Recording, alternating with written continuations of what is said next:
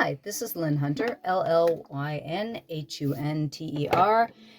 I'm a storyboard artist for animation and an illustrator, and today we're going to be painting my holiday card. I gotta get this thing done and to the printer so that I can actually send it out for Christmas. By the time you watch this, it'll probably be at the printer.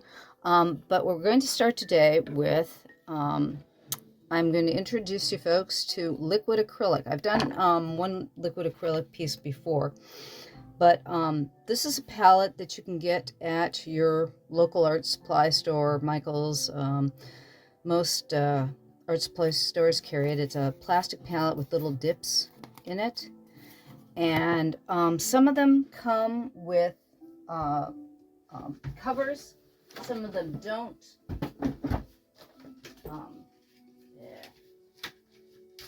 And you can buy a cover separately. This is the cover. This one cost me $2.65 when I bought it at Law's Hobby Center, which doesn't exist anymore. A lot of my materials are very old, but basically this lid will cover it so that if you have extra paint in your pan and you're going to be painting the next day, or you haven't finished with it yet, you want to cover it. If you don't have one of these lids, you'll want to use some saran wrap over the top of it overnight, and that just keeps the paint from oxidizing, and you can save your paint that way. But again, they usually sell these separately.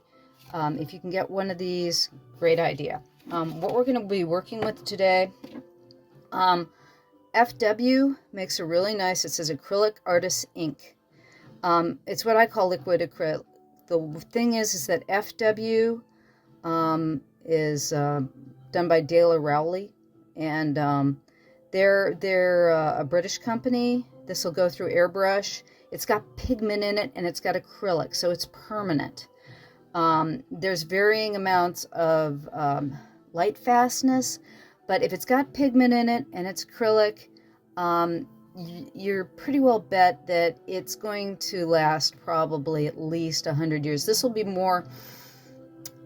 almost as permanent as a CAD when you're talking about watercolor. So it has a permanence to it that it soaks into the paper, so it's plastic.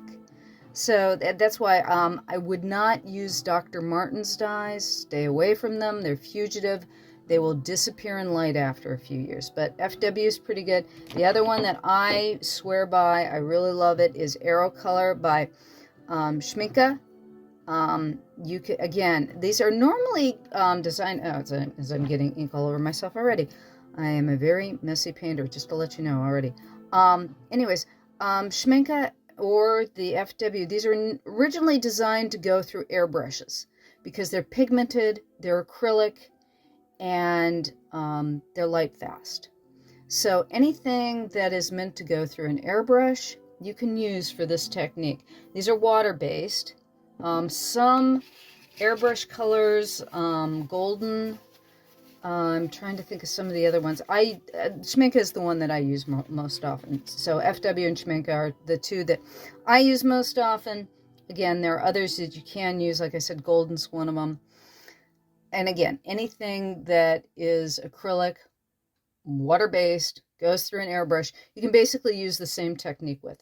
What I'm going to start with today is the way you use this stuff, it's usually concentrated. There's usually too much pigment in it. This one I'm running on empty on this particular bottle. That's why I'm kind of dumping it in there. And we're also going to be using this for the full background. I'm going to paint this across the entire background. So I'm going to use a little bit of the FW. You get to play alchemist here. I'm going to put some of the Schminke in. And this is a little bit, this has got a little bit warmer. The other one was a lemon yellow.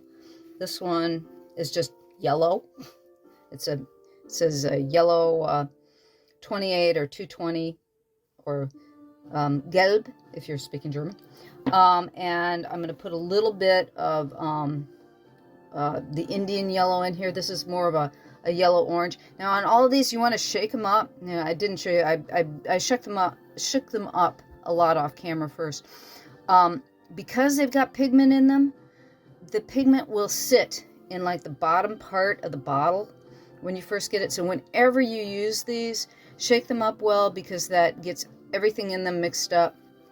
And I'm going to put, open this up now, put a couple of drops of, and I'm eyeballing this. I mean, so it's like, that's like half a drop, or it's, I hate to say that, I'm kind of like, you know, the chef who has been doing this for so long that I know it's about that.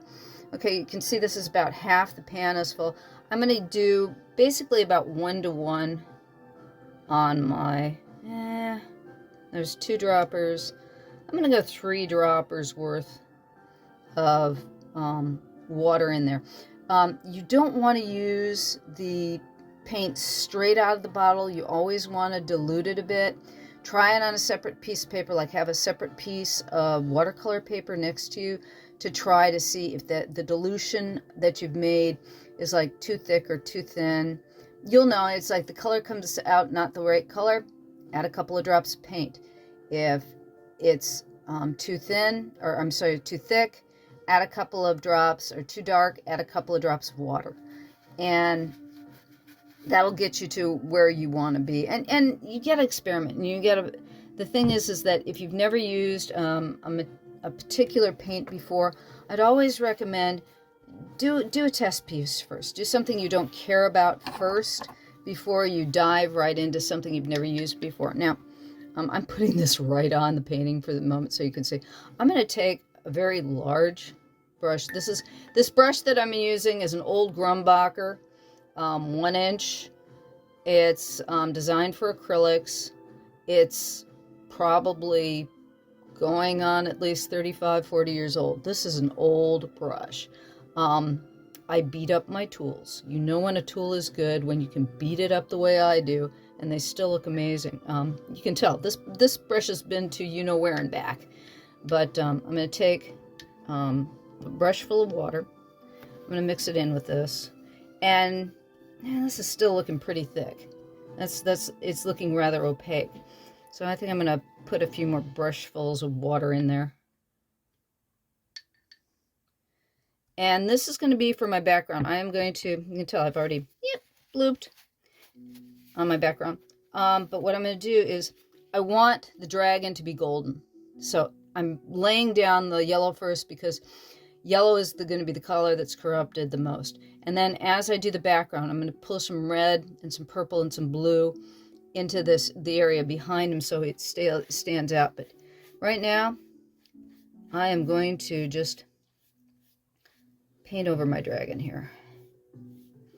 And I'm going to let the color wander, because what I'm going to do is, when I get to other parts of the painting, I'm going to pull the background in, so I'm not worried about, I'm going to pull that up a little bit in there. That's a little bit heavy.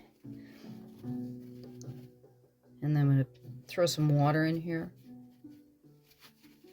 And again, what I'm doing here is I want to keep the edges a little bit loose. So I'm coming in with my paper towel to pull up whatever I don't want. And I'm putting this background in very, very loose and just kind of throwing it down. And I've decided too that if I get too heavy in the color in the background, it gets too much, or I want to go white over that yellow, I'll pull in with some liquid acrylic, or some opaque acrylic. I've got basically the equivalent to gouache. You can see that place where that dribble on the painting happened. I've got opaque acrylic that'll go over this color, and so I don't mind. I'm not going to worry about whether or not I'm using exclusively transparent watercolor in this piece. Right now I'm just laying down, this is the color for my background. This is like, if you've ever seen in Renaissance paintings, they would lay down a wash of burnt umber, or burnt sienna, or red. They would use a vermilion sometimes. over the entire background. And that way, when they were painting the other colors in, it would, the light would go through that and hit the red, and the red would reflect back, and it would give it an iridescent quality. So it's kind of like if you've ever seen an opal. Opal have all those different colors that reflect through them. That's kind of how some oil paintings work, because you've got the lights going through the oil and the varnish to the pigment, and you have light bouncing through that pigment, and that's how you get the variety of color sometimes in an oil painting, and that's why oil paintings look so rich. Well, the thing is that you can kind of simulate that in a strange way when you're doing watercolor, because you're layering one color on top of another, and one color will, because it's transparent, one color will permeate through another color. Now this is, because this is acrylic, it doesn't bleed. One color will not bleed into the next as much as it will if you're using straight watercolor. You're using a pigmented watercolor that will lift up when you add water to it. Once this is dry, it's done. It's there. And that's why you want, if you're doing this type of a technique, you want to keep it rather light, and you want to go from your lightest colors to your darkest colors. And I'm going to have this dragon be very golden, so it's like what I pull out from the background will have to go darker than that. And I'm thinking about throwing browns in the background, so that red browns, so that he stands out as a more golden dragon. Okay. And that's the first layer that we've got down there. So I'm going to let this dry just a bit.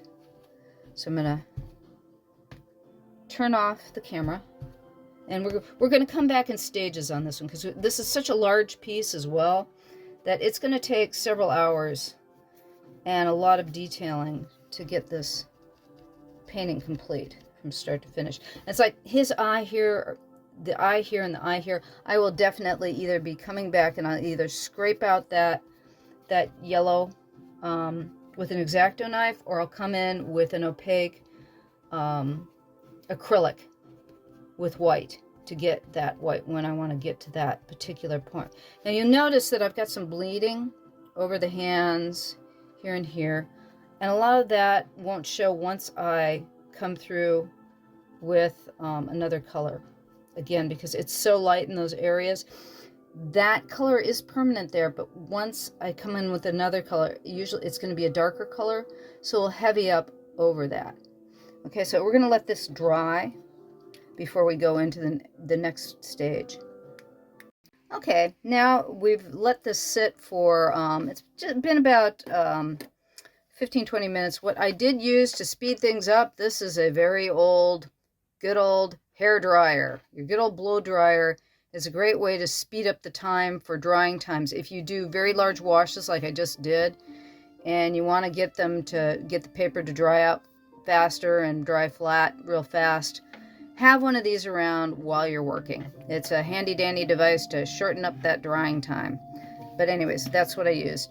And now we have our initial background has dried out. You can put your hand on there. It's completely dry. And what we're going to do now is I'm going to do a kind of an antiquing type technique. I normally do this with, again, you can do this with watercolor as well as liquid acrylic. Like I said, I'm doing this with liquid acrylic. This time it's a little bit more permanent. When you're done, watercolor is a bit more fugitive. Fugitive meaning both the light and you got to be careful not to get water on it and what have you. If you're painting an acrylic, once the acrylic dries, I had somebody where I literally spilled my coffee on their painting once in class, in school. I about died, and she said, "Oh, don't worry, it's acrylic." And I was like, holy crud. I had what I thought ruined somebody's painting. Now this is what we're using. This is basically, there we go, sepia brown. Now this particular arrow color is a little bit, I like it a little bit more to the red side. This is a little bit to the cool side. I want it a little bit warmer. So I'm going to put a couple of drops of, this is their English red, or an Indian red would be another. You can see it's a really, really red brown. And I want something a little bit in between. So I'm going to put like a half a dropper of that in there. And I'm going to put a little dropper to the side. And I'm also going to put some of this Indian yellow, or again, don't go by the per se the name. Look, if you're looking for a yellow gold, this is like a warm yellow. It's yellow with a little bit of red in it, so it's a little bit orange. And when somebody says Indian yellow, what's Indian yellow? If you have never read Munsell, the Munsell color system, I got brought up on the Munsell color system where you just go, things are red, red, brown, or you use your primary colors to describe a color, and it's either got more of a primary, it's either going cool or warm. And so when they give you names on these colors, now I'm sorry, I really should tell you what I'm doing while I'm doing it. I've got, I literally use a coffee cup or teacup for my water. I don't use any big special thing. I just use a bowl, will work fine for your water, for watercolor. I'm taking a dropper and I'm adding, basically it's almost a 1-to-1 amount, maybe a 2-to-1 amount. Like I said, the liquid acrylic or the acrylic ink is concentrated. So when you're working with it, you'll get a feel for this is too little or too much in the amount of paint you're using. And what we're going to do now, I'm going to take a couple of my smaller brushes. I prefer always, if I can, for a lot of my acrylic, I like the low Cornell. This is like a double lot low Cornell. It's got a very, very fine tip. It's acrylic. It's acrylic fiber in the brushes. When you're using arrow color or you're using a liquid acrylic, they're hard on natural brushes, but I will also use my Winsor Newton Series 7 and kill them and go, okay, I'm killing a brush, so what? Go get another brush. Just because there is nothing like Winsor Newton Series 7 brushes when it comes to trying to do detail work. I'm pulling out one of my older ones. So it's like, I mean, this brush here and this brush here, this is a it's Cosmos Kalinsky. But these are really old sable brushes, but they last forever, and even when I kill them, they still work pretty well. And I am going to, on top of that, paper towel. I always have a paper towel in my left hand. If you're vice versa, if you're left-handed, you'll have one in your right hand. If you're right-handed, you'll have one in your left hand. It's for mistakes and dabbing up the extra paint and blotting, and for techniques. It's also a security blanket. But anyways, we're going to start with, I'm going to use this one. This is my Series 7. It's a 0. I mean, this brush is so old, the numbers are off of it. But what I'm going to do is we're going to take, you can see I can make a puddle, like right on, and mix up the brown that's in there. Make a puddle right there. And it's looking a little bit to the red side. I'm going to put a little bit of yellow in there. And you can see I'm making this puddle like right on the palette itself, and that pool is enough to actually be able to use. And what I'm going to start doing is I'm going to put in, again, this is a little bit thick. Okay, so I'm going to take this brown, pull it over the side here, because this is too thick, and I'm going to pull some water in it with my brush. And I might even, I'm going to take Again, since we're using liquid acrylic, it's always good to have an eyedropper handy. And add an extra couple of drops of water to that, because it's still running a bit thick for me. I want a more transparent brown. So I'm mixing this up. You can see how this is a little bit thicker and this is thinner. Yeah. Now I got it too thin, so I'm pulling in some more from the other cup. And I hate to tell you, it's an eyeball thing. You get a feel for it. When you're beginning, when you've just started doing this sort of thing, there's no easy way to say, oh yeah, this is the right color to mix. And I know that's one of the reasons why a lot of people aren't fond of watercolor, because it's a very iffy type of measurement. I'm not real happy with that brown. It's not quite the brown I want. I want more of a red brown. So I'm going to play with the color a little bit more. Well, as it's drying, you'll notice it started out really, really dark, and now it's going really light. And it's got a nice purpley tinge to it that I wasn't expecting. Actually, I'm kind of liking that. I'm going to put a little bit more yellow into it, though. Mix this up. I'm not worried if that yellow, if I really need another more golden yellow, I'll make another cup with yellow in it, because as you can tell, I'm not quite getting. I want a little bit warmer brown, but we'll go with this for now. Now what I'm going to do is I'm going to go around all these scales. Basically, it's like have you ever antiqued something? You'll cover it in a brown wash, and then you wipe off all the brown, and the brown will stick in the crevices. If you've if you take a statue of some sort, that you have a white statue and you throw some brown shoe polish on it, and then you wipe off the shoe polish, and it'll leave brown in the cracks, so it'll define everything better. What I'm doing here is kind of doing that sort of thing, where I'm taking my brown and I'm throwing it in the cracks. So it's acting a bit. I'm doing light shadowing. It's like I'm taking it and I'm throwing it kind of in the shadows, but I'm not doing a complete shadow. Now in the ear, this is actually not an ear, it's more like a ruff. But where the crevices are, I'm just throwing the brown straight in. And I'm darkening that area up. And like under his jaw here, and I'm scumbling it a bit because he's got textured skin. So I'm going to stipple it a bit. So I'm doing like little dots with the brush. That's called stippling. So I'm doing little brush strokes, or I'm stippling a little bit here and there. And I'm trying to keep it rather light. But what's really nice is that you'll notice, and this is the thing too, I didn't know how dark it was going to dry until I see it dry. It's going down very, very dark, but it's lightening up. And that's a truth about all watercolor. It doesn't matter whether you're using regular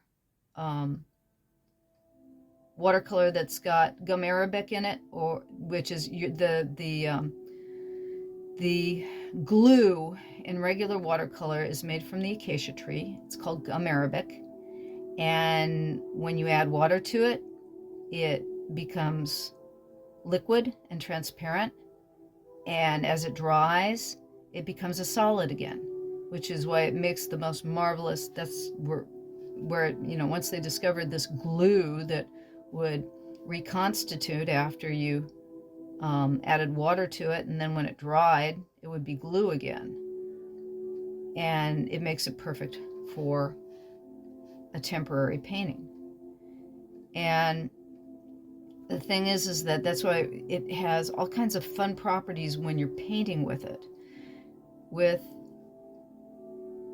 this is a much more transparent medium. It does have pigment in it, but because you're working with liquid acrylic, it has a variance in that color when it lays down. And what I'm doing right now, you can see I'm just throwing the brown in wherever I would have a shadow to get some depth into our dragon here. I'll do one more piece here, and then I'm going to go away for a bit, and I'm going to do this to the entire painting so that every little detail on this dragon is going to be done in this. I'll time myself and I'll let you know how long it actually takes me to put all the detail in, so that when we come back, I'll let you know how long it took me to throw all what I'd call it basically antiquing. What we're doing is we're doing the underpainting. And also with the dragon's is gold. So he's got the mid-tone is on him already. And what I will be doing is, I said I will be doing some opaque watercolor, or basically I'll bring in some it basically just regular solid acrylic. It's almost a gouache, but it's cell vinyl is what they originally used it for. It's Chromacolor. It's made in Great Britain. They have an outlet in Canada. I usually get it like from Canada or Great Britain. And it's you can also use acrylic gouache, but I find that to get your most opaque whites, or if you want to get opaque painting, or I like painting in gouache, but if you want to get a more permanent result when you don't have access to gouache, or I'm sorry, where you're using a technique like gouache, but you want it to be more permanent. Chromacolor is the greatest stuff. I love that paint. I learned about it when I was working in animation.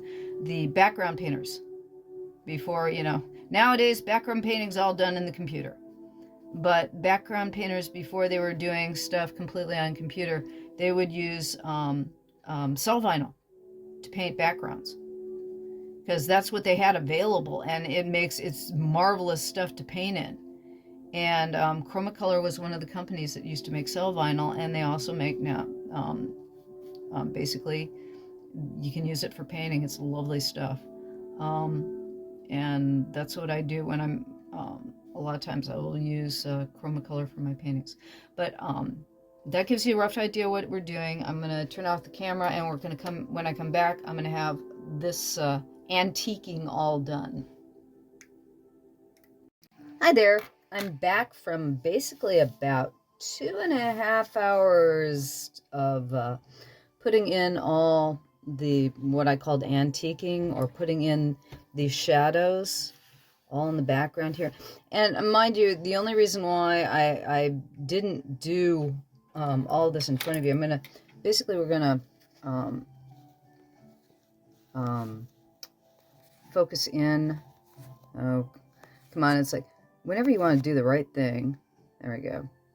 I'm going to focus in on the last part of this portion of the camera that I'm doing, or the tail here, and show you why I cut away for a couple of hours while I was doing all this, because I didn't think that you wanted to see me doing basically this type of work for 2.5 hours. I could tell you a lot of stories, maybe about animation, while I'm painting away on something like this for 2.5 hours. But I don't really, think that maybe it might be like looking at needlepoint work while I was painting away on these scales.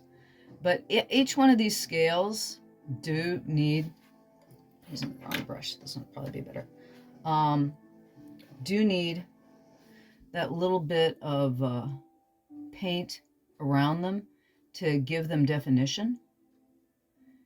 And so it's very much like needlepoint work. A lot of times when I'm working, I will have YouTube on. I will be listening to other artists talk about their work. I like to listen to documentaries I'm not actually as big into music while I'm working, primarily because when it comes to artwork, my brain has a tendency, one side of my brain is doing the mechanicals. I mean, when you're doing the initial part of uh, creating something, especially the rough stage, a lot of the times when I'm storyboarding, I will have music on. I especially like to listen to Bach and Baroque music while I'm doing storyboarding, primarily because it helps that other side of my brain that gets bored while I'm working, and the creative side needs to focus. So I'll have music on while I'm doing that. But when I'm doing a lot of the detail work, the painting that is more physical and different kinds of choice stuff, there's one side of my brain just gets bored.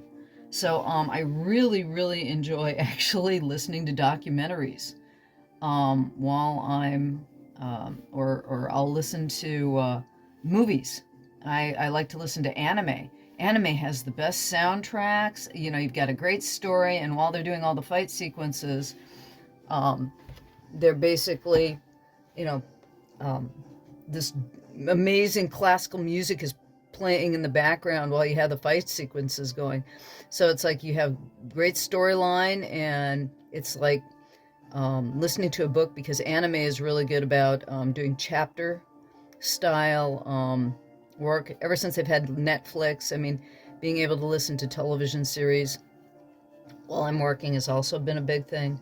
So it's one of those things that I just find that when I'm doing a lot of piece, you know, it's like here I'm stippling in details on the wing. I'll just listen to. I was listening to The Empress, the series The Empress on Netflix. While I did most of the detail on the dragon, and I'm going to put a little bit more detail on the far wing. Let me uh, pull out. Of course, my camera got the other direction. There we go. I'm sorry. I want to get my focus right on this thing. There we go. I'm going to do a little bit more detail on this part of the wing right here before. What we're going to do now is we're going to go on to the little drummer boy. We're going to go on to Llyn. And that takes a little bit more concentration. But it's like I'm always afraid when I get to humans, getting the skin tones right. Because you want to keep the skin tones really light when you first start. And we'll go into that as soon as it's like I'm going to do just a little bit more detailing on the wing here. So you can see what I'm doing here. And again, you'll notice I'm not being really concise. It's like if you want to get something to look more naturalistic, you kind of get an idea. Okay, I'm taking these brush strokes up, but I'm not really concentrating on where I'm putting them as much, because nature is that way. Nature will do randomness while doing pattern. So you can see I'm doing a kind of a pattern here of the way I'm doing the brush strokes and the way I'm detailing the wing, because I'm giving kind of like spots, long spots, to give a feeling of texture. But I'm not really thinking about where I'm putting each of those lines, because I want it to feel random, because nature is random. So whenever you think about doing something that's natural, you're doing patterns that are in a random fashion. So it's like there is a direction and no direction at the same time. And to get that across, you just kind of have to let yourself be not controlled. And that's watercolor in general, is that you don't want to control the paint too much. The nice thing about watercolor, I find too, is that if you let it work with you, the paper will, it's almost like you're a partner with the paint. It's like it's an entity in itself that is making decisions for you. And so the thing is that you've got to allow the paper and the paint to make its own decisions. And so it's almost a cooperative game with you and your materials, where you're letting the materials decide what to do. And I think that's sometimes why it's like, this got too heavy. It's going to dry heavy, so I wanted to dab it. So that's why I always have the paper towel in my other hand. It's like, ooh, I did that a little bit too much, and then the paper towel is always there at hand to take care of it. Yeah, that's good. And see that right now it's like I'm keeping the pattern out towards the wingtips here, in a combination of, we want everything to be drawn into the drummer boy. So as I said before, when we first did the thumbnail, I like to have kind of the circular pattern going on. It's both mental and non-mental. It's like I'm getting this feeling of everything keeps coming back to the little boy. It goes out and in and out and in. So you have this flow. You're looking at the little boy. He's the center of the design, but everything rolls around. And in this piece too, you know, I've got this golden dragon. I keep on trying to decide what I want to have the background stand out more. What I'm going to do is I'm going to be putting some detail, but I'm trying to decide whether I'm going to use some oranges or some lavender in the background, or just leave it the way it is. And I haven't decided that yet. It's like, as I get Llyn done, and as I go in with some more shadows, I'm going to go in with some purple to get the shadow, to pull out the dragon more. I want to give some more volume to his body here, and some more volume in the neck and the faces. And I haven't quite decided that yet, and I'm going to decide that while I'm painting. You can make decisions like that beforehand by like doing color studies. You could have done like a miniature of this. I could have put this on computer, brought it down to thumbnail size, and created colors in thumbnail and made those decisions first. I like to make the decisions sometimes as I'm going. And the thing is that I might make the wrong decision, but it's never so totally wrong that I can't find a way to fix it in the middle of the painting. So what we're going to do right now is we're going to start on Llyn here. So let me pull in the camera. Let's see here. A little bit closer on Llyn. Okay. And as soon as I, yeah, there we go. There, now we're on Llyn. And I've got, again, if you didn't, I have all this, these are all pictures that I've clipped from the internet. And notice I'm going over them real fast so I don't have to worry about copyright, because most of the stuff is copywritten. But because I'm using them as reference material, I'm not, you know, copying anything exactly. It's not like you have to, it's just like getting reference from a book. I mean, I used to, before we had computers, believe it or not, there was a day when you did not have computers. And I worked in the day when all you had was books for reference.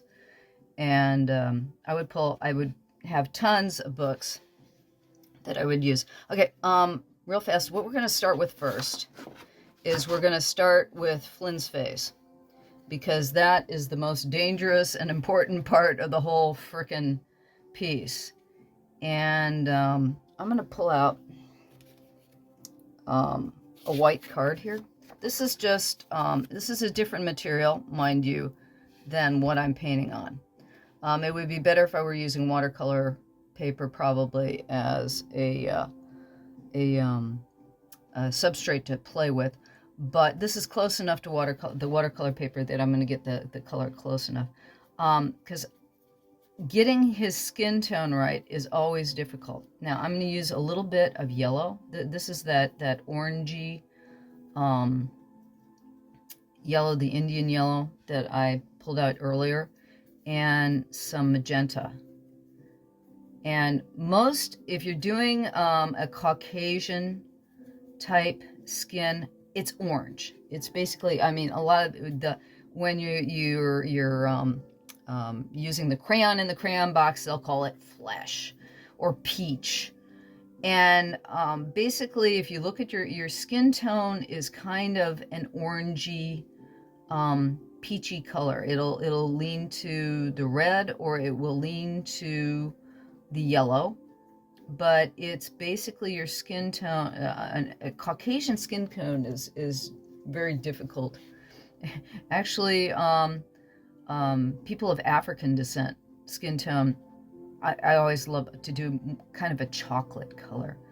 I mean, one of my friends that I worked with once, she had the most beautiful, beautiful, beautiful brown skin with hints of orange in it that I every time she wore purple, it would drive me nuts. I go, oh, I just want to paint you.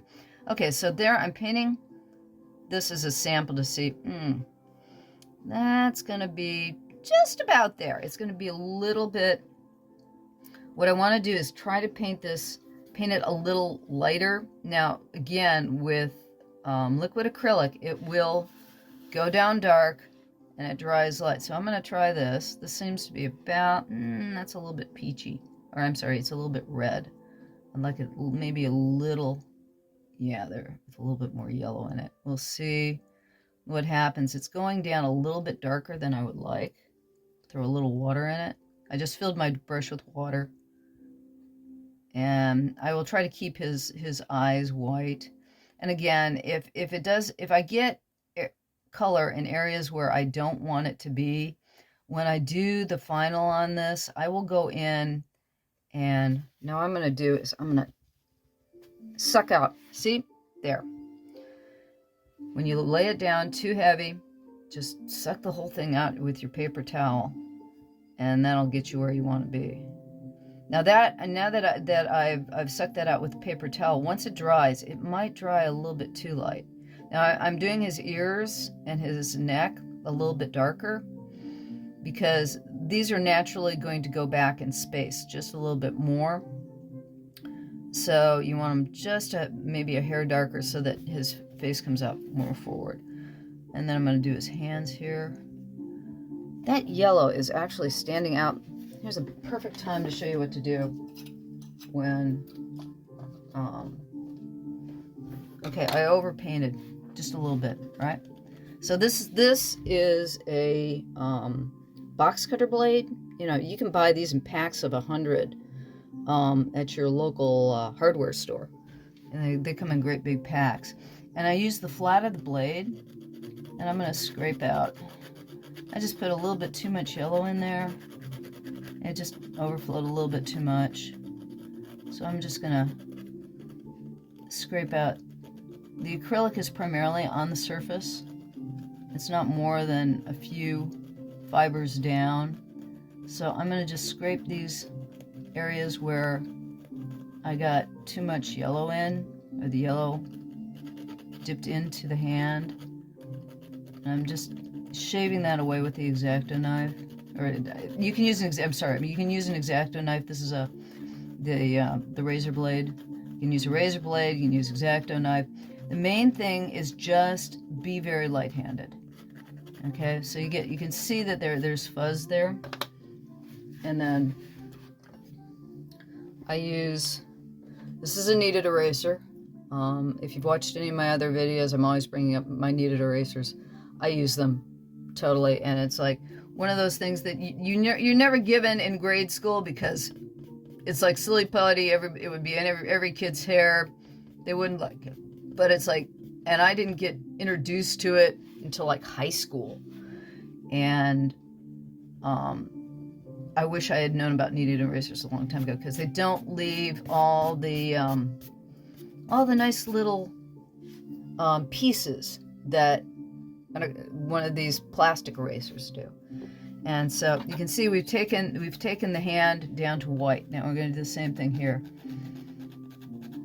I'm going to take that yellow back because it got into his hand. And because now mind you, on his shirt there, I don't think I'll have to take it out of here because I'm thinking about using darker colors on the shirt. And I'll probably, whatever color I put on there, the yellow will just mix in nicely and just be a little bit of a background hint. So I don't think I'll have to worry about it there. But in his hand here, I'm going, it's because that peach color is so light, the yellow is going to change that a bit. And I'm not going to worry about these fingers here because they're in shadow. And I'm probably going to put a little bit of purple into that, or I'm going to put a little bit of a darker color into that to drop those fingers back so I don't have to worry so much about them. And you can see there's that fuzz there from the scraping. And what the kneaded eraser does, it does two things while you're taking the paper away. It's taking away all the shavings that I had with the paper, but it's also burnishing the other fibers down. So when I go in back, you'll have a little bit of foxing. Foxing is the term I use for bleeding. The color will bleed just a hair. And you can see just a little bit of that on his cheek right now, because I got a little pen line there that I foxed back on. And what you can do is you just, again, you can bring back the color just a hair by just slightly shaving over the top of it. And again, it's one of those things that once you do it a few times, you'll get more comfortable with using the technique. But that's why I highly recommend, I mean, literally doing some pieces where you're just going to play with practicing, making mistakes and fixing your mistakes. Too many times, I mean, especially when you first start out, everything is your masterwork. It's not like you want it to be, but it's like everything is so difficult. That it's very difficult to do something that's just a practice piece per se. Now it's a little bit dark because of the fibers there. So again, I'm going to go in with my paper towel and just blot it, and there we go. That's the color I want. That's the detail I want. And what I'll be doing too is when I'm entirely done with the painting, I will be going in with my pen again. So all this stuff will get detailed up again. So the lines between his fingers and things like that. It's like I didn't fully, there needs to be a line here. I can tell that I probably had a pencil line there that I erased. And I need to go back in here where his thumb comes over. There needs to be a pen line like right there to detail out his hand a little bit more. And I'll get that when I come back in. So right now, this is my base color for the flesh. And I'm going to go into those crevices. Now that this area is dry, okay, there are areas I'm going to come in with a little bit pinker and a little bit oranger. So just a hair darker color to give him some volume to his face. So it's like the area under his hair here.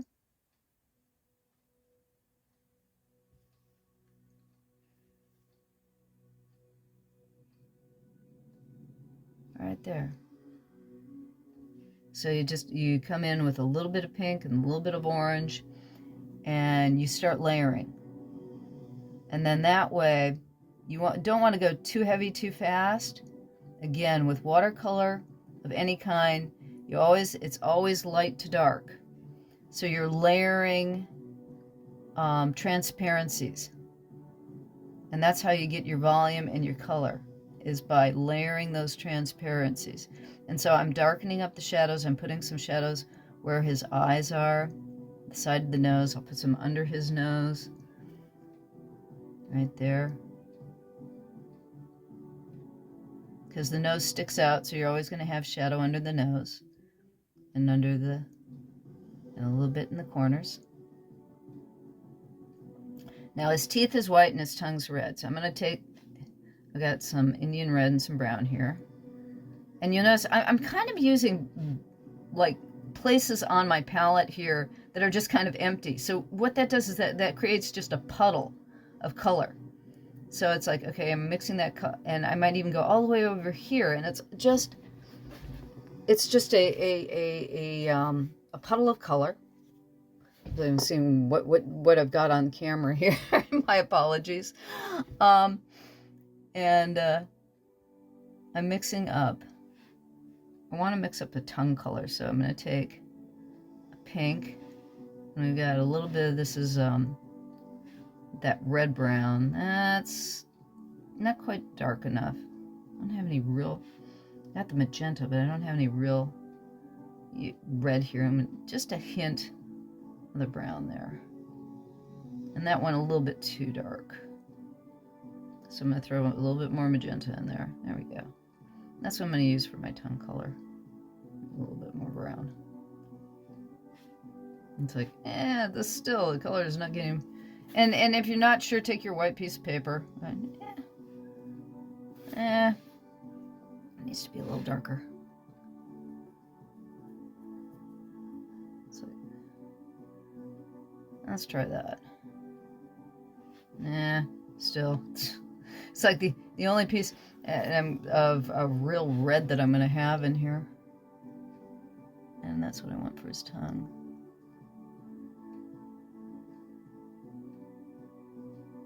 That's still not quite right. That's going too pink. Let's take some of this Indian red, throw that in there and see what happens. Yeah, that's good. And then the inside of his mouth is going to be brown. Let's take some brown. Let that dry for a second. Yeah, I knew I'd do that.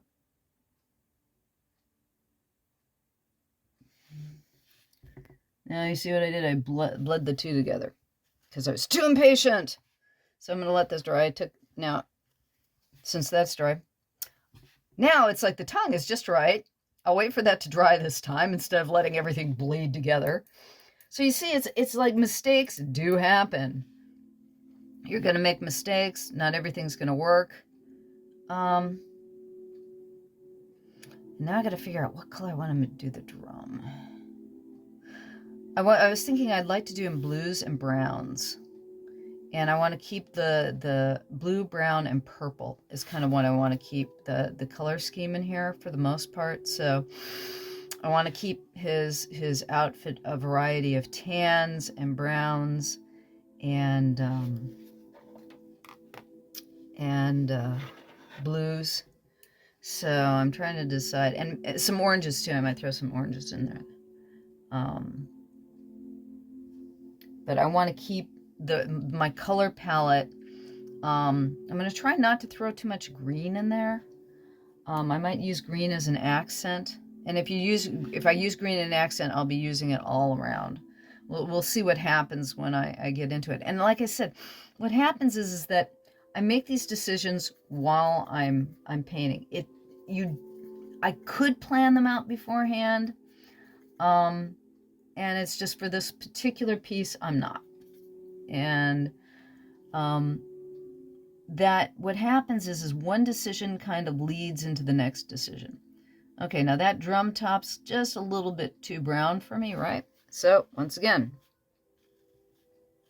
blot it out, and it left just the amount of tan that I wanted, because most drum skins are going to be tan to white. So I might actually pull out a little bit more. There we go. That's better. I'd have left that white as I'm looking at, And so as I'm looking at some of these drums, that's not necessary. I'm going to make this, the rim around the top, more of a dark brown. I think I'm going to start down here, actually. That's a little bit too... Yeah, that's better.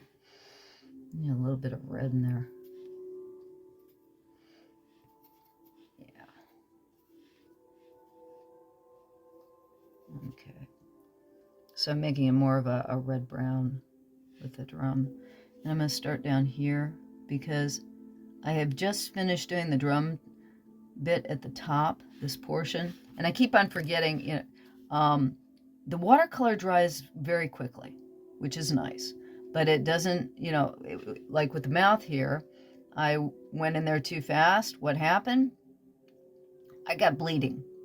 And again, it's partially knowing, okay, so I got the bleeding, I blotted it dry. Lo and behold, I got the color I wanted. When in doubt, pull it out. It's like literally just blot it with your paper towel. If it looks like it's going too dark, hit it with the paper towel immediately. Primarily because, again, you can always paint it darker, but once it's dark, then you'll have to let it dry and then go in with an X-Acto knife blade. or the a blade to fully pull it out. So it's actually better in the long run if you think something's looking too dark and you're not happy with it. Pull it out with a paper towel. And like I said, as you do more pieces, what you do too is you figure out how to make your mistakes work for you. If you've made a decision that you're not happy with, you'll figure out most watercolor paintings, when you do a watercolor painting, you're going to do them in pieces. If you do them in small pieces like I'm doing here, it's like you want to lay down a big area of color and then put in little pieces. You'll find that small mistakes you can't see, and small mistakes are easy to fix. It's the big mistakes that are tough to fix. So try to keep, you know, if you're doing in when you do watercolor too, is usually a combination of line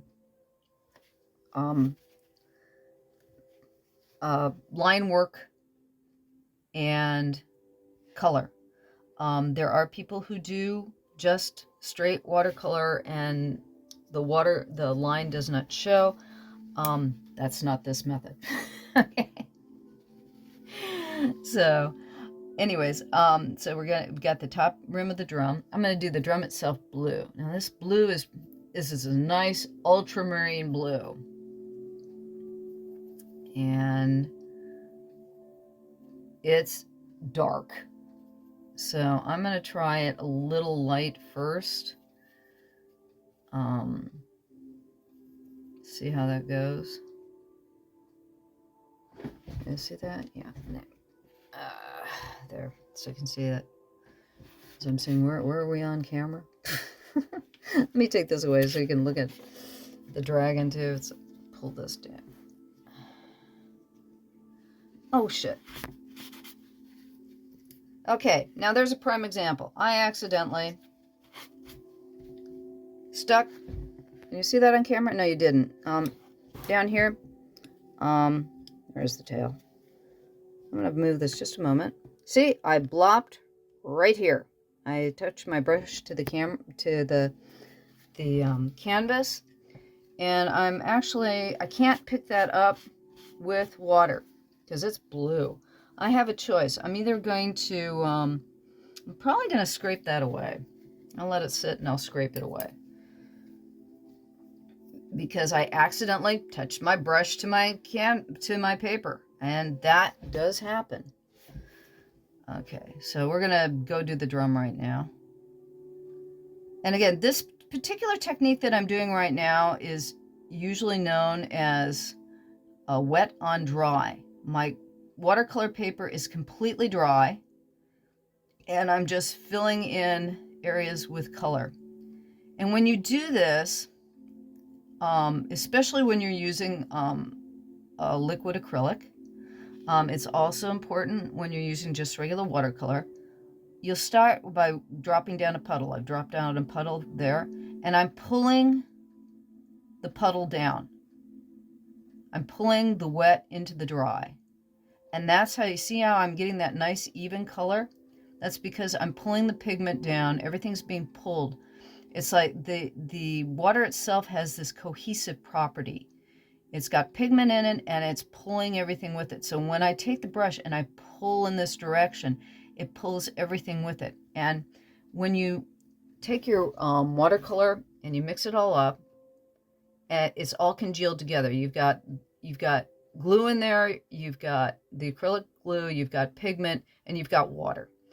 And when you mix it together, it's all congealed into a solution that is all even. So when I lay it down on the drum like this, and I pull it straight down, then all that solution comes evenly down, and your color lays down pretty evenly. Now this is watercolor. Don't expect it to have a flat, totally flat consistency to it like you would with gouache, because all those elements are fluid. They're all in there fluid. And you'll notice this area, you know, the first one that I'm painting next to it here has already dried.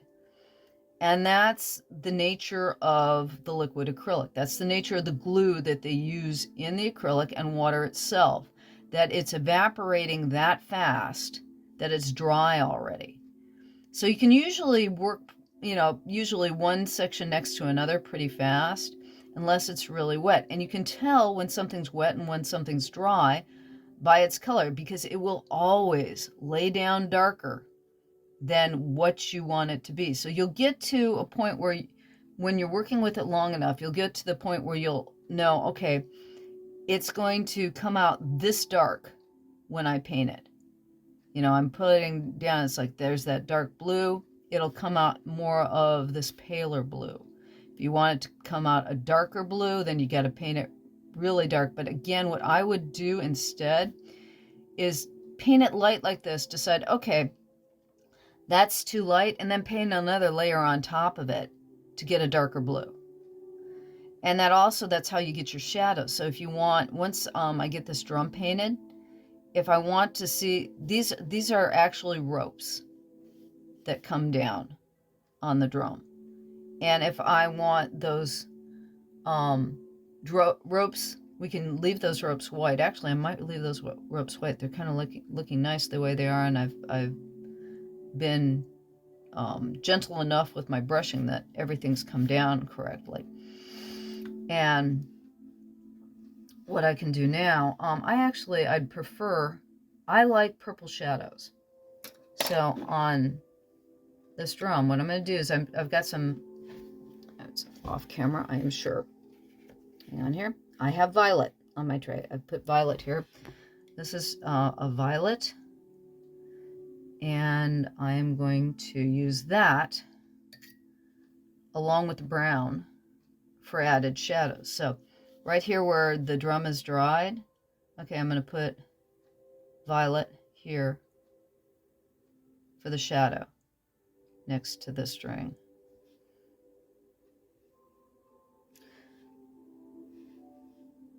And I'm trying to decide, that's not dark enough. What I might do is take a little bit of blue.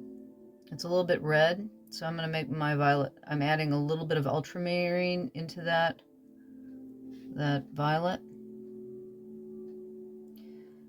And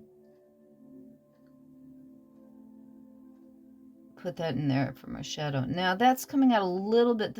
I can see there's a little bit of foxing here.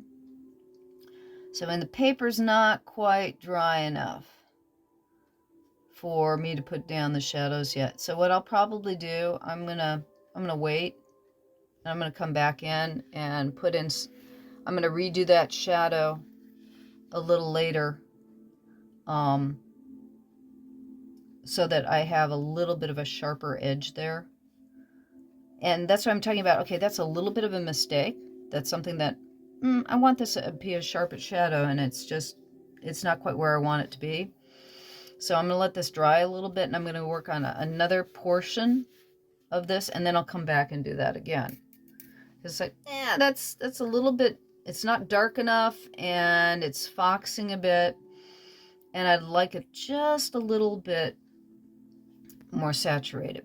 Okay, and so I'm going to go, and I'm going to put the color in his hat, because I want his hat and his main coat to be ultramarine. So I'm going to start with this. I'm going to go back in here. And right now that's really dark, but it's not going to dry that dark. I'm going to do this whole shirt.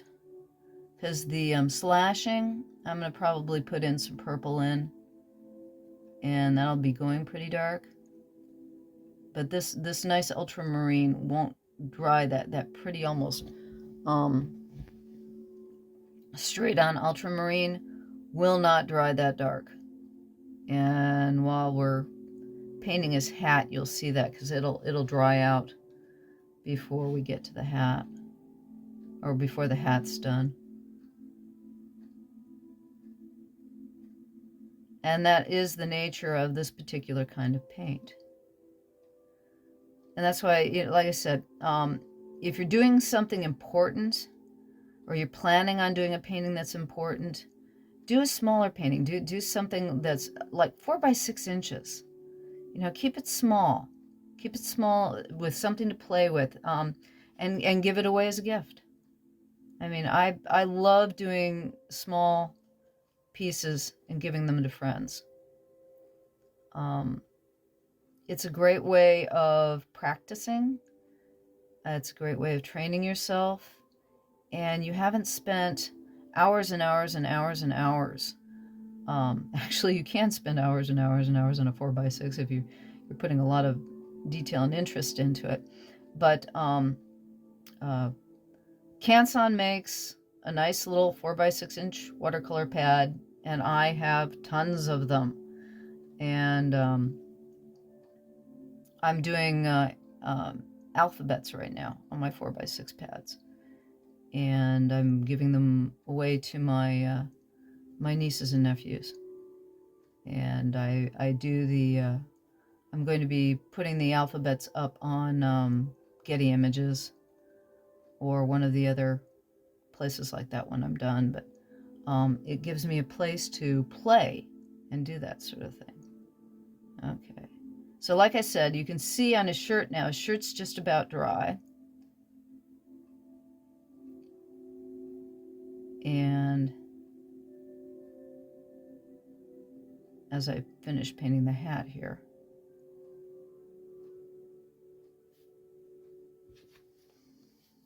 you can see it's still pretty dark, and this still isn't completely dry. It's even going to be lighter. You can see here's the drum. I did the drum slightly lighter than I did his shirt. And you can see up here it's starting to dry, and this part is starting to dry. But again, when it dries completely, it won't be that light. Now, if you want to make sure what colors you're doing while you're working on the piece, and you don't want to wait, pull out your blow dryer. Remember, I pulled out the blow dryer to dry the background on this. A blow dryer is the best way to get your painting dried off fast, and you can see what your colors look like at that point. Now I'm going to go back in with the purple. You said I wanted this to dry a little bit more. Let's see if I can, yeah. See, this way it's much drier now, and while I'm laying down the watercolor on in the shadows here, they're going down darker. And they're also going down cleaner. And you'll also notice that just because I had that little bit of foxing, the foxing disappears after it's totally dry, especially on this paper. This is cold press paper. If I were using hot press paper, the foxing would be definitely more pronounced. And sometimes I like to use hot press because it does have more of that spiderwebby, foxing feel to it when you're laying down watercolor. I like what the paper does to the paint.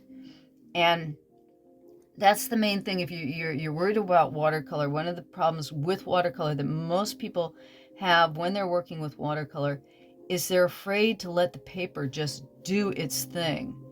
And they're afraid to have the paint do what it does. And it's very difficult to let go of the control of what you're doing to a non-thinking entity. It's going to do what it's going to do. And right now I'm going, I like the purple, but I'm going to take a little bit of blue. Maybe put a little bit of blue in there.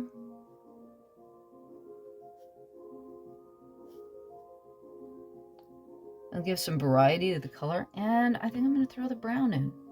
Just use the brown, my standard brown as the there.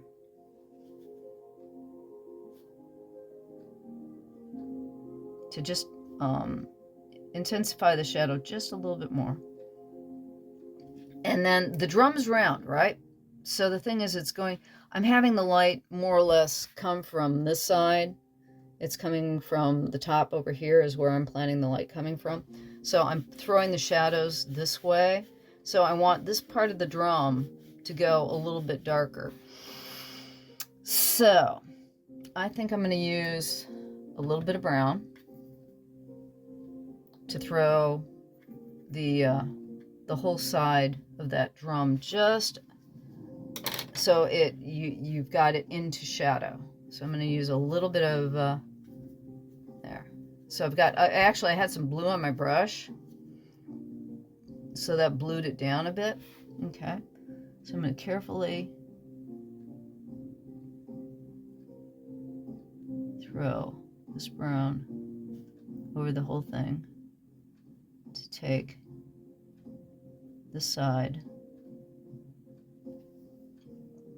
And I'm just gonna give it a whole wash here.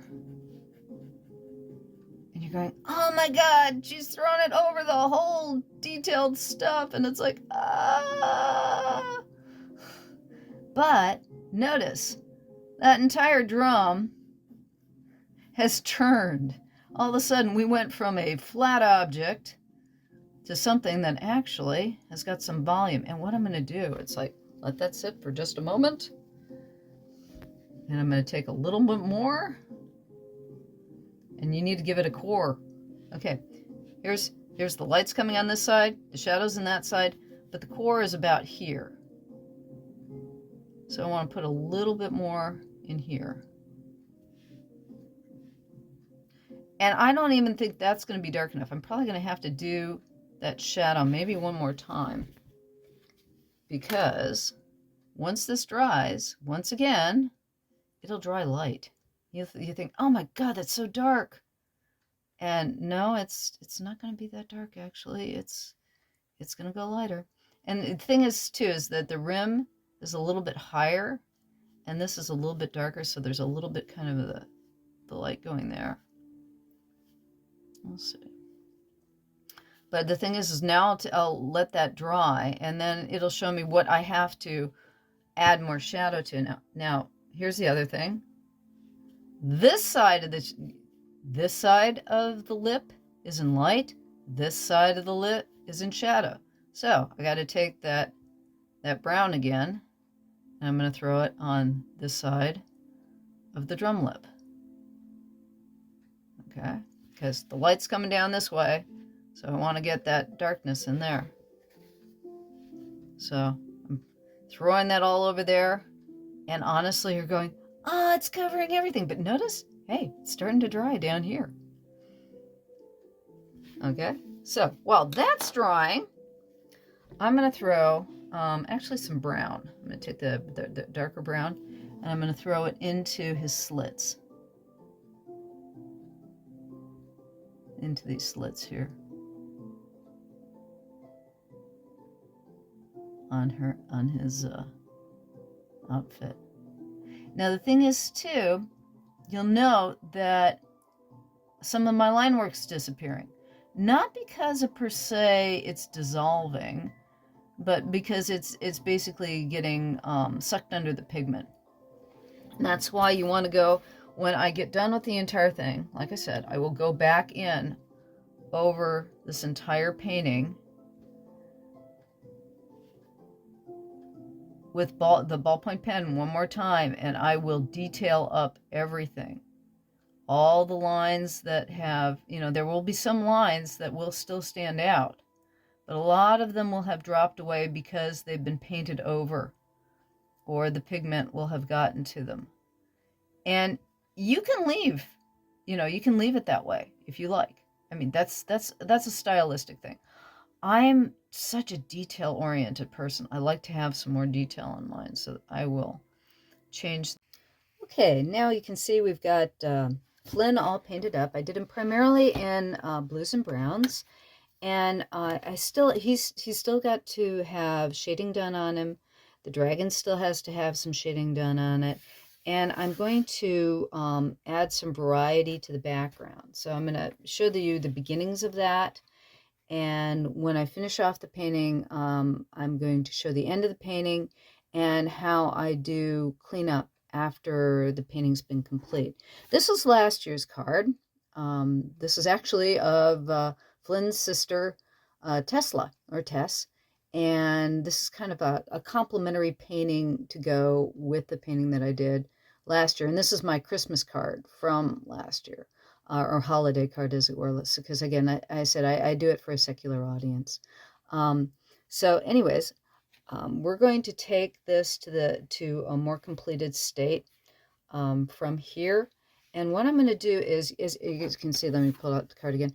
I do this like swirly type of background to give the illusion of dance and music in a lot of my pieces. And I'll do it in a different way every time. So what I'm going to do first is I've got my mechanical pencil. This is a 0.5 Tombow clicker pencil. And I'm just going to lightly rough in some swishy lines, kind of how I'd like the flow of the kind of the music to go around in here. Because what I'm going to be doing too is I am going to be scraping those lines out with a knife as well. That's the scary part, when you've painted all, put all this paint down, and then you go back in and you kind of scrape areas of white out with a knife. But again, you can always go over them after the fact. So I'm trying to get a kind of a variety of flow in the directions of these lines that I'm putting in. But it's just kind of like if you think about mist going through a place, and I'm doing kind of that S curve that you'd find in maybe an Art Nouveau piece, kind of the S curvy type lines is what I'm doing, and giving a play to them. And you'll notice too here, I overpainted the drumsticks, and I've scraped out this line. You can see the pen line has been etched away, but I'll go back in with my pen and clearing up that line again when I'm all done. But again, when I put the yellow over the top of this, and I let the yellow go straight over that drumstick, I decided after the fact he's going to have white drumsticks. Well, if he's going to have white drumsticks, I've got to scrape away the yellow. So that's kind of, I'm liking the way this is going at the present. Let's see here. But that's where I'm going to put some of the line. And now I'm going to take my kneaded eraser again, and I'm going to slightly ghost back those lines so that I just have a bare recognition. It's kind of like giving myself a little bit of a dot-to-dot pathway of where I'm going to go. And so I'll know where to connect my dots. But that way too, because this is acrylic, if I do paint over the pencil lines, the acrylic will adhere some of the graphite to the paper. It's not like watercolor. With a lot of watercolor, sometimes the pencil line again will adhere to the paper because of the glue in the watercolor. So you'll sometimes see pencil line come through even if you erase back the pencil after you've done watercolor. But this way, it'll only lightly show through, but it's enough to guide me where I initially set down my lines. Now, what I want to do, I'm going to do some of this color primarily with orange, and I was thinking purple, but purple's going to go too heavy. But I want to tie in a little bit of blue or a less warm color there, so I'm not sure yet whether I'm going to be brave enough to throw some purple in there, but I am going to use a darker yellow brown or a gold I'm going to start just kind of blobbing the paint on to give, an illusion of direction and line.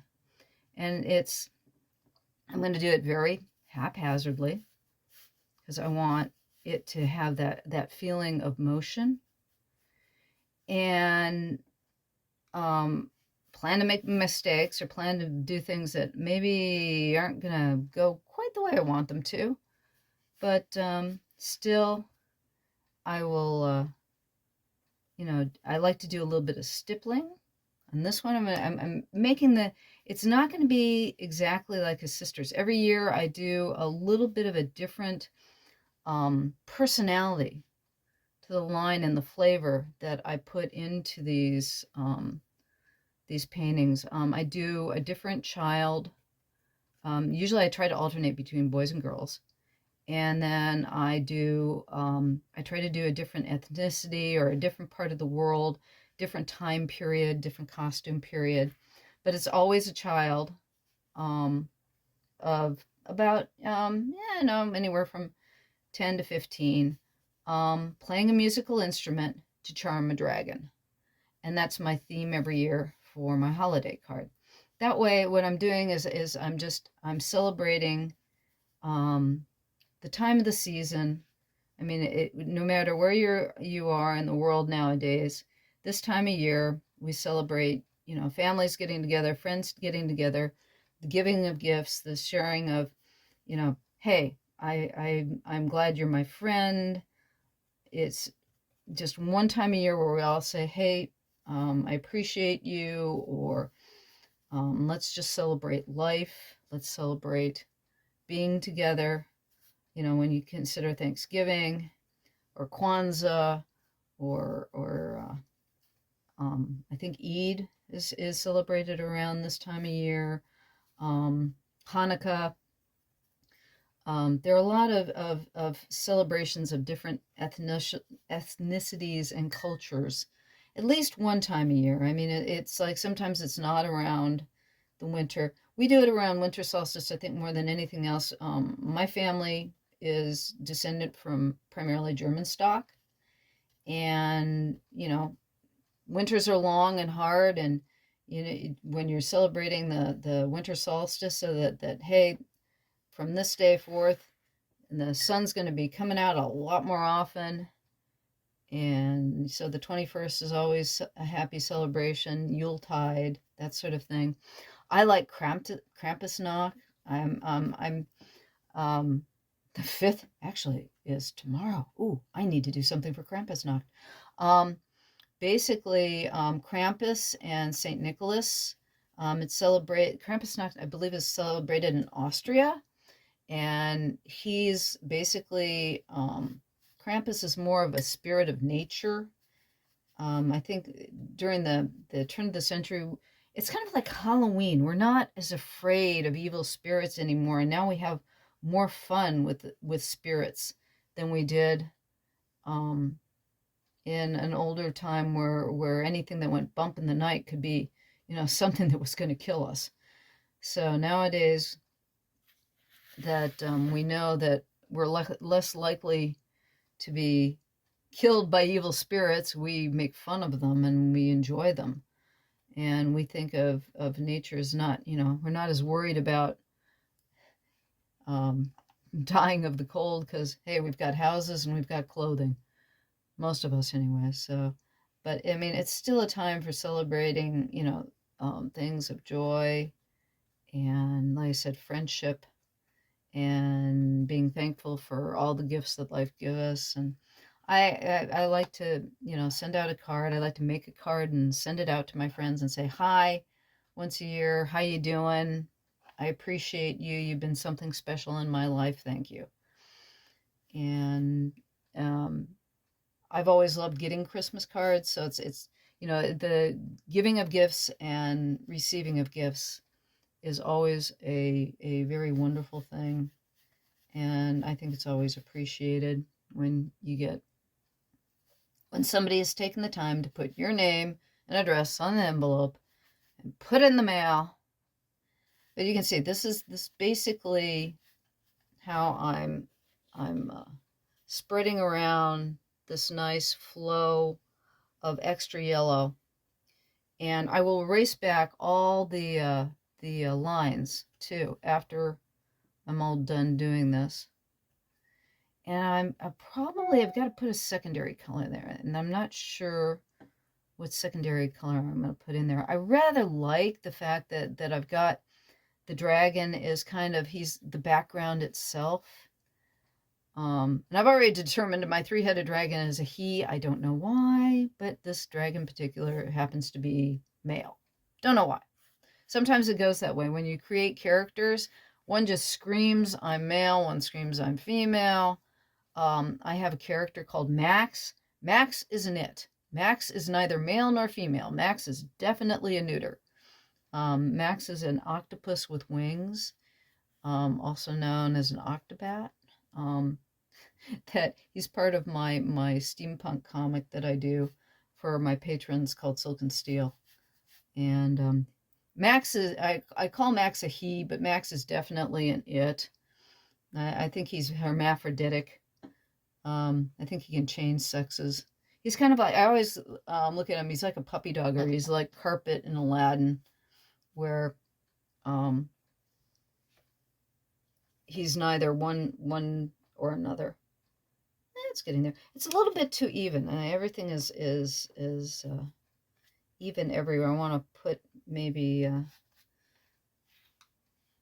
get a little bit more uneven in a certain area. But right now, this isn't bad. It's kind of what I'm looking for. But needs a little bit. What do I want to do? So I had to figure out. I think what I would do is put maybe a little bit of shadow behind here. I think maybe some orange, more of a red orange over in this area. I'm going to use a bigger brush. I'm going to take a slightly larger brush so I can get a little bit larger dots. See, I've got right over here, I've got a whole bunch of brushes. I've even got a ton of brushes I haven't used yet. My brush collection is almost like my sketchbook collection. It's like there are certain brushes that I just love to use over and over again. I find myself, no matter what, I keep on picking out the same brushes. Yep. Oh, looks good. I'll use that one. But I'm looking at, I want to go a little bit more orange, so I'm going to take some of that Indian red and add it to the yellow. And I'm going to give this area behind here a bit of color. I'm just going to scumble it in. I might have to take that wing back. Yeah, that's looking better. Now the thing is that I've given an inch all the way around this piece for leeway, where this is actually, there's a lot of this that's going to be cut off in the actual greeting card. And then when the Woods or the actually get this piece, they have their choice of where they want to stick the mat on it. But I took the composition out to the edge just for the sake of taking the composition out to the edge. Yeah, I'm liking this. This works a lot better. And like I said, this is a decision that I made on the spur of the moment, right when, while you're watching this video and I'm putting this together and I'm making these decisions. I need something to make them stand out. Everything is too even. I need to do something to give a pull more in on this side, so it's not all over the same look. And the way I was doing the background was giving me a similar look everywhere. And I don't like even balanced pieces. I like off balance, so that it feels like a teeter-totter when you're looking around the piece. You don't want to have just one area that you're looking at, or dead center. I usually don't like dead center composition. I usually like off balance composition. It's kind of like why I'll use 3 as a subject matter, or odd numbers for subject matter, because I like things off balance. Or if you're talking balance, you want one thing as your fulcrum. Like you have a teeter-totter, you technically have 3 points. You have either end, and then you have a balance point in the center. And I much prefer things to work like that. Yeah, this orange is working really nice. And what I'll do is I'll put in some more dots after I've laid down some of this orange. I'll add some more dots, and also because it's got that little bit of extra red into it, since his uniform there is blue. The orange will help pull out the contrast between that nice ultramarine blue and the two of them being contrasting colors. There we go, because they're complements.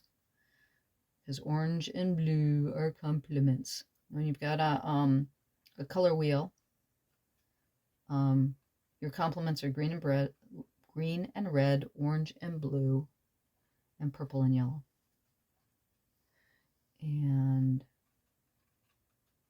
they always work nicely. And that's why the shadows, whenever you're using yellow, a lot of yellow, you want to use purple shadows, work very nicely with anything that's yellow. There, this is.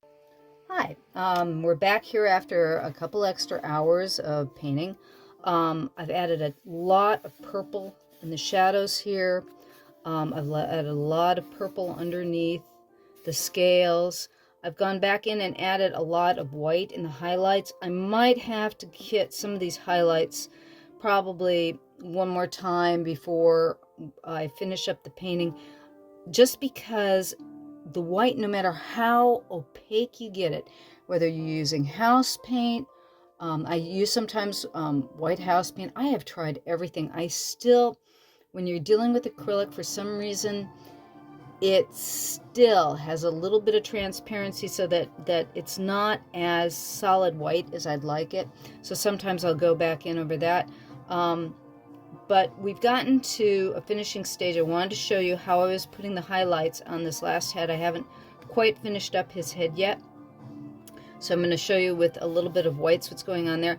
And then I'm going to go into a little bit of what I do with a ballpoint pen for cleaning up this at the end. Because what I'll do is I'm going to be, the highlights are the last thing I put on. Then I do the ballpoint pen. I clean up with the ballpoint pen again, and then I'll go in and I'll touch up wherever I'll see, pieces of paint that just didn't quite go where I wanted them to go. Now, again, the light's coming in from the upper right-hand side here, so I'm putting the highlights on the horns here, and I'll just dot it. And again, one of my problems, like I said, with this acrylic, it doesn't matter actually with any acrylic. This is, I'm going to show you. This is, I'm using a combination of, this is Chromacolor. You can't see it very well because this is a very old bottle of Chromacolor, but it's Chroma White. And I'm also using some Createx.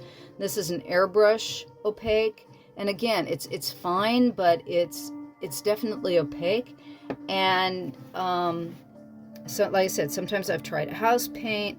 I've mixed these two together to try to get the opacity that I need. And it's still, you have to paint it awfully thick to get the white to dry without being a little bit transparent. So probably, again, what I'll probably do is, after this dries, wherever the white that I wanted to be able to see that comes through, or the yellow that comes through the white, and I want to see a little more highlight, I'll go back and dab in a little bit more white on it again. And there's really, like I said, if you can find a better opaque, good on you. I keep on trying to find a really perfect opaque. But what I'm doing right now is I'm just dotting highlights wherever I've got a scale. And this takes a bit of time and practice, but if you do that on every single scale, it'll give that added volume and almost a reflection, or almost a reflection. That's the whole point of the highlight. My apologies. It gives you a reflection on the scales. And if you go in and look at some really good dragons, what have you, they will go, other artists will do the same thing. You go in and you've got to dot every one of those scales, and it'll look so much better after the fact.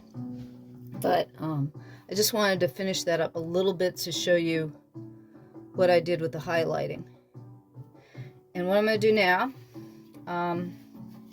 I've got, I showed in the inking stages, I have my favorite pens. This is a Zebra Fine 103.7 millimeter ballpoint BP, ballpoint pen. It's a Zebra. They're made in Japan. I like them a lot. The ink is semi-permanent, and it's a really nice pen. And then there's your good old favorite, my dog's been chewing on that one, I think, or I have. This is your standard Bic stick.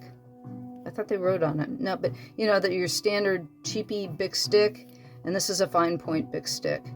And when you're doing work with these, again, you always want to have paper towel handy and possibly something to write on, because once again, when you're working with these pens, excuse my arm, border house reach here, but when you're working with these pens, there will get a glop on the pen sometimes that you need to get off the ball.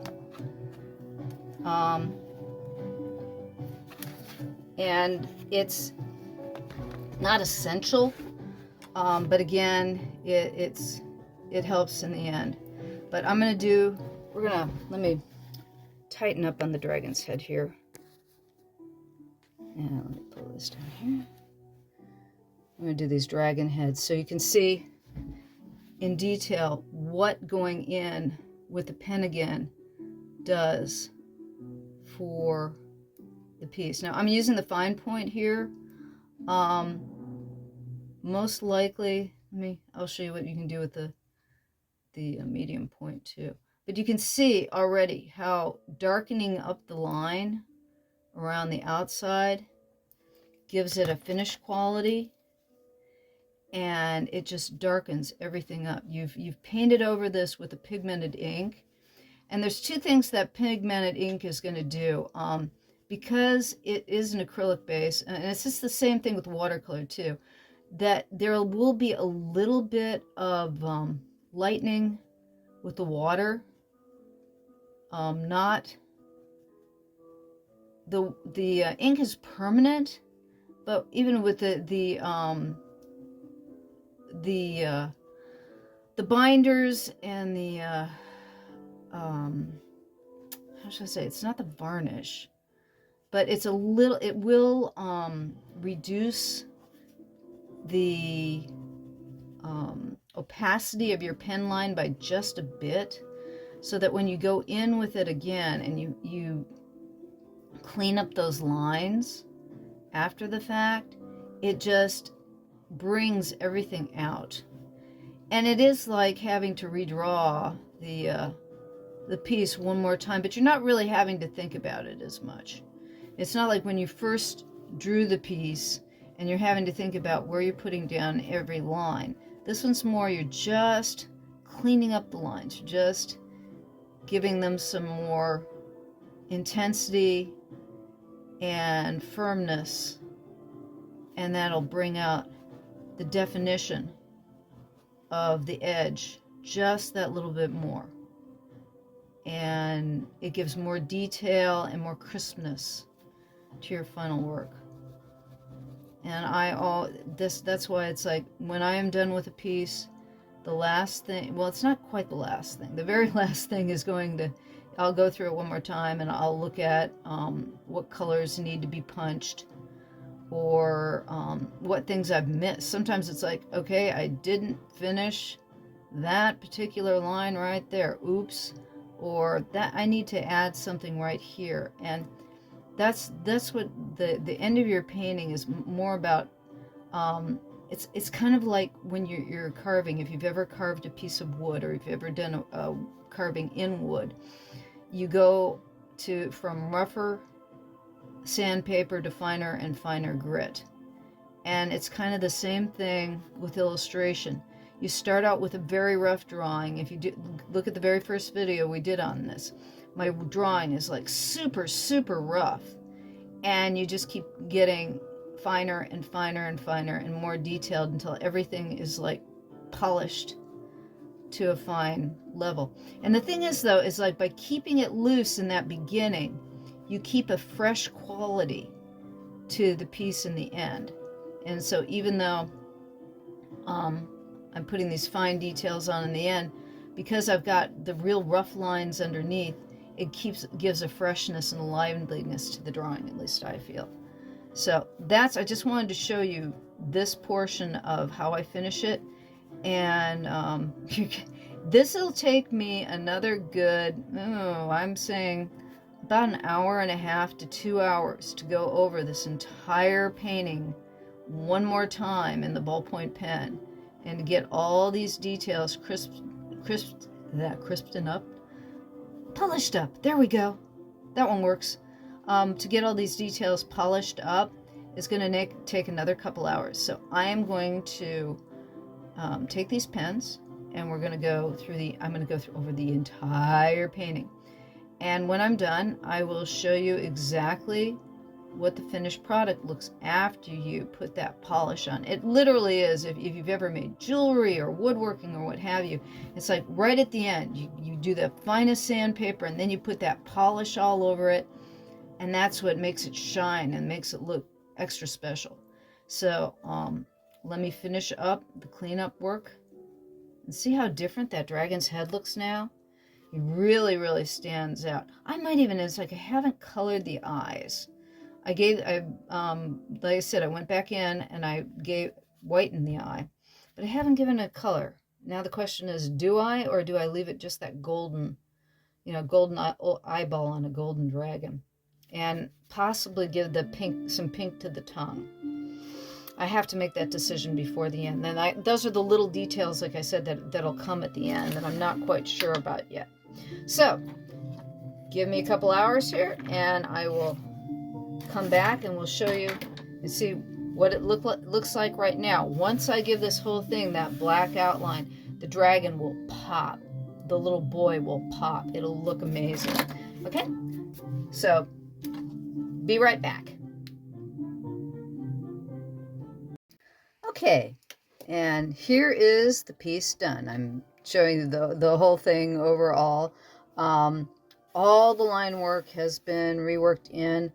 I might go over it one more time. I don't think so. There's some little bit of detailing that I might put in up here. Sometimes when you let it sit overnight, and you don't look at it for a day, you might want to change things, but this is the piece as it is. And I'm just going to scan over it so you guys can see some of the detail work. What was done, like the foot down here. Of course, I put my signature on. Let's see here.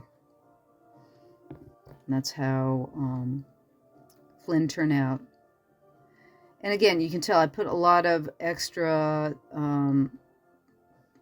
shadow in there. And what I also did on this is I pulled back to point out, I took a knife and I scraped out the white here, all this over the tail where the ink is. Let's see here. It's kind of difficult with the type of camera setup I have here, but you can see this portion here over the tail, that's scraped out with a knife. And then I go over it again with a kneaded eraser and a regular eraser. And this is a rather large piece. You can tell by the size of my hands compared to the piece. This is 12 by 16. So what I've got a flatbed scanner that will fit this size. It's just big enough to fit this size, and I'll scan this onto the computer in one piece. Now, sometimes if you don't have a scanner that's big, you can scan it in sections and then piece it together in Photoshop, or if you've got Clip Studio Paint, it'll scan together in that. The biggest problem, I think Clip Studio Paint now in this most recent edition does have the ability to convert to CMYK. CMYK is the particular type of format you use for printing. And so it currently, I believe, will export. You export it in CMYK if you want to send it to the printer. And that's what I'm going to be doing with this. I'm going to be turning it into a Christmas card. I will be in the information below. I will post it on my Patreon. So if you want to see photographs or basically JPEGs of each of the steps that I took from the pencil to the ink to the finish, I'm going to post those on my Patreon. And that page will be open. Probably by the time you see this, I will have posted it for my patrons. I usually open all my pages to non-patrons 3 days after I post them, unless it's got something like a downloadable or it's got a special thing that's just for my patrons. You usually can scan through my Patreon, and it's got a lot of stuff that you can look at and see. That's about it for now. Thank you for stopping by. I know this was a long one, but this is a rather large piece. And again, I was just showing pieces of it because this entire piece took about, I would say, about 6 to 8 hours from beginning to end, and including the thumbnail piece, maybe 10 hours tops for a piece this size with this detail. And that's about it. Thank you again, Llyn Hunter. Please like the video. Thank you for stopping by. You're my audience, and I appreciate you being here. Alrighty? Thanks much. Bye.